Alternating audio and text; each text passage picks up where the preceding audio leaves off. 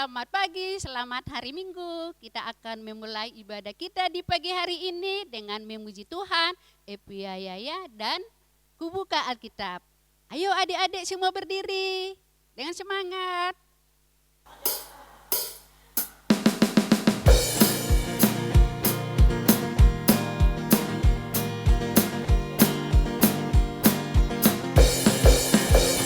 Epiyayaya, Epiyayaya, saya senang jadi anak Tuhan. Siang jadi kenangan, malam jadi impian, cintaku semakin mendalam, cintaku semakin mendalam.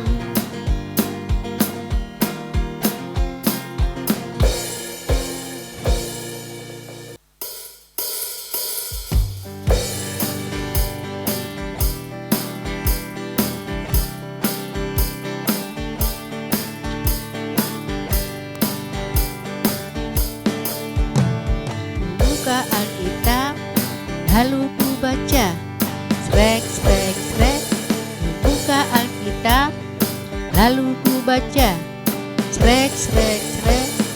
Firman Tuhan ada di hatiku, ada di hidupku, ada di langkahku, dan terus bertumbuh sirami jiwaku.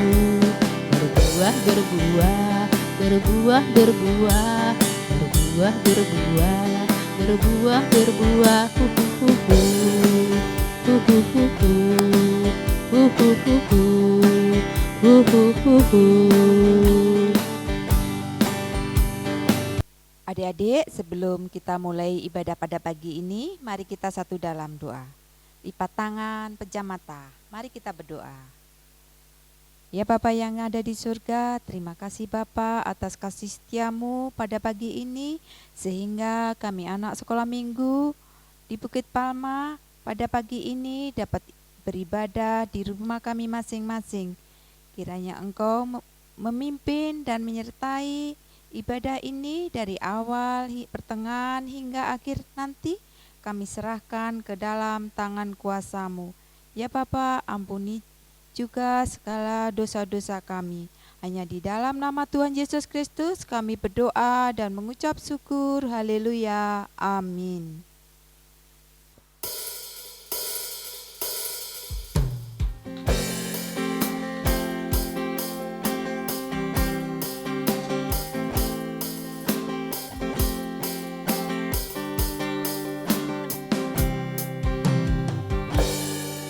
Terima kasih Tuhan untuk kasih setiamu yang ku alami dalam hidupku. Terima kasih Yesus untuk kebaikanmu sepanjang hidupku. Terima kasih Yesusku buat anugerah yang Kau beri, sebab hari ini Tuhan adakan syukur bagimu, sebab hari ini Tuhan adakan syukur bagimu. Nah adik-adik, saatnya kita akan mendengarkan firman Tuhan. Alkitabnya bisa disiapkan dulu di sampingnya. Kalau sudah, kita sekarang akan berdoa untuk firman Tuhan. Tutup matanya, lipat tangannya, kita akan berdoa. Tuhan Yesus yang baik, terima kasih untuk kesempatan di hari Minggu ini. Walaupun masih secara online, anak-anak sekolah Minggu Bukit Palma, Kau beri kesempatan untuk mendengarkan firman-Mu. Biarlah anak-anak yang mendengarkan di rumah Engkau berkati. Ruangan yang mereka pakai juga Engkau berkati.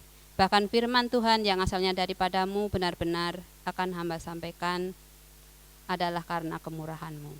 Terima kasih Tuhan Yesus, ampuni segala salah dan dosa kami. Hanya di dalam nama Tuhan Yesus kami sambut firman-Mu.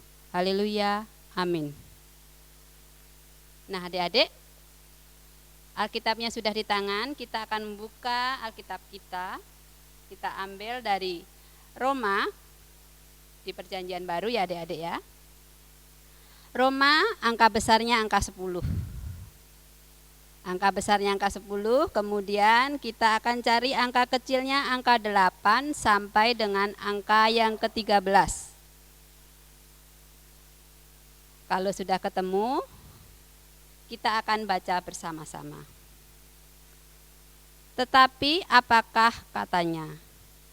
Ini firman itu dekat kepadamu, yakni di dalam mulutmu dan di dalam hatimu. Itulah firman iman yang kami beritakan. Sebab jika kami mengaku dengan mulut bahwa Yesus adalah Tuhan dan percaya dalam hatimu bahwa Allah telah membangkitkan Dia dari antara orang mati, maka kamu akan diselamatkan. Karena dengan hati orang percaya dan dibenarkan, dan dengan mulut orang mengaku dan diselamatkan. Karena kitab suci berkata, barang siapa yang percaya kepada Dia tidak akan dipermalukan. Sebab tidak ada perbedaan antara orang Yahudi dan orang Yunani.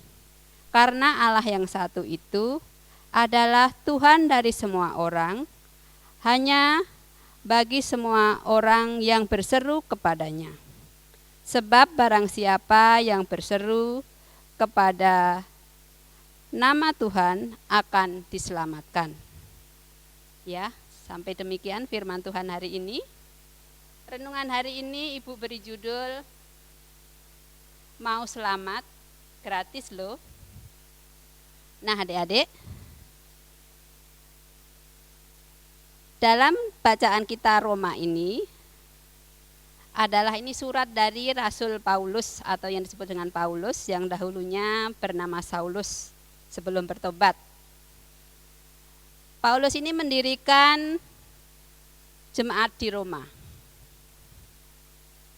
di mana di kota Roma ini jemaatnya merupakan jemaat campuran, terdiri dari unsur Yahudi dan non-Yahudi. Jemaat Kristen Yahudi mereka terdiri merasa dirinya lebih baik, lebih beradab, lebih saleh daripada jemaat non-Yahudi. Karena apa? Jemaat Kristen Yahudi merasa seperti itu? Karena selain percaya kepada Tuhan Yesus, jemaat Kristen Yahudi ini juga melakukan dan menjalankan hukum Taurat.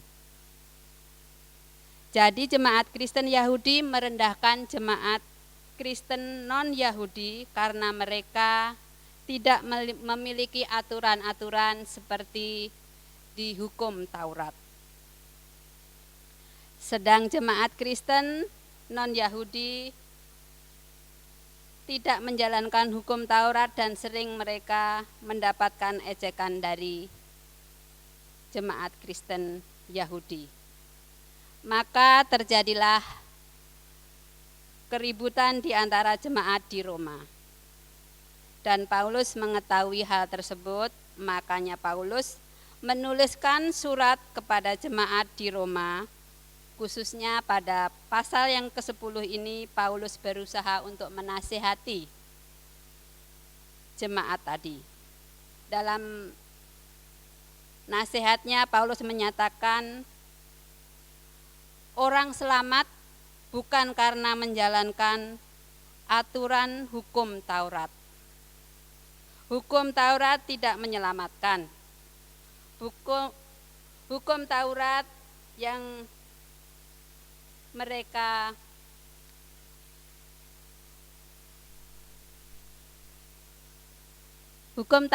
mereka banggakan itu tidak membenarkan di hadapan Tuhan.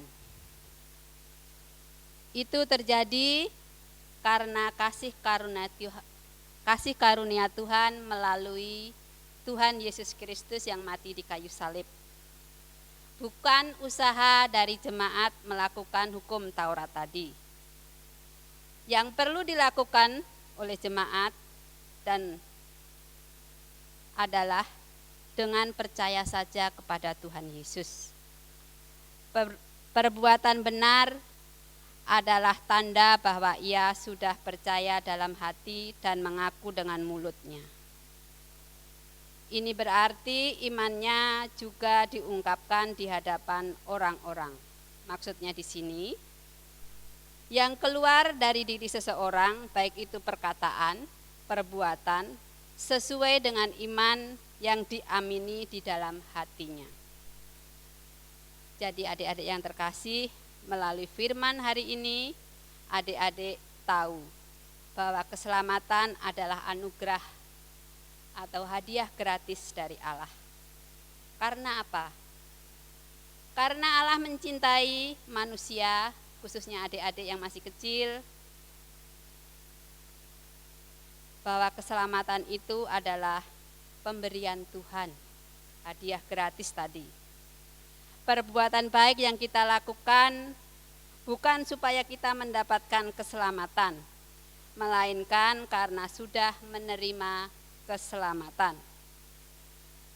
Mungkin adik-adik yang masih kecil sangat sulit mengerti tentang kata keselamatan. Kata keselamatan kalau kita ganti dengan anak Tuhan, mungkin adik-adik yang masih kecil akan lebih mengerti. Nah, sebelum Ibu tutup cerita hari ini, Ibu ada cerita. Di suatu kota ada kontes anak-anak dengan tema siapa yang layak disebut anak Tuhan. Ada 5 peserta dari kontes tersebut. Yang pertama namanya Maria.